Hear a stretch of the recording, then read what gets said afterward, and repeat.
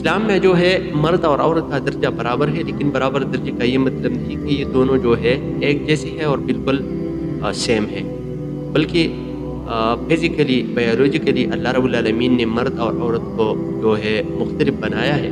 اسی لیے ان دونوں کا جو رول ہے وہ الگ الگ ہے۔ اور زیادہ تر لوگ یہ اعتراض کرتے ہیں کہ اسلام عورت کو حقوق نہیں دیتے۔ یہ اعتراض اس وجہ سے کرتے ہیں کہ ان لوگوں نے اسلام کو صحیح طریقے سے جو ہے اسٹڈی کیا نہیں ہے، کیونکہ اسلام جو ہے عورت کے درمیان اور مرد کے درمیان جو ہے جو رسپانسبلٹی ہوتی ہے، جو رائٹس ہوتی ہے،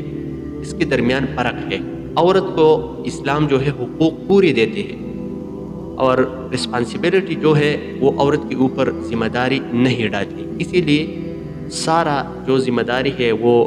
مرد پر ہوتی ہے، بچوں کے پرورش، بچوں کا کھانا، کپڑے، اپنی بیوی کا۔ تو زیادہ تر لوگ رسپانسبلٹی اور رائٹس کے مابین فرق نہیں کرتے، تو اسی لیے جو ہے اسلام پر اعتراض کرتے ہیں۔ اگر آپ لوگ اسلام کو صحیح اسٹڈی کریں تو اسلام نے جتنی حقوق عورت کو دی ہے اتنا حقوق کسی اور مذہب نے نہیں دی ہے۔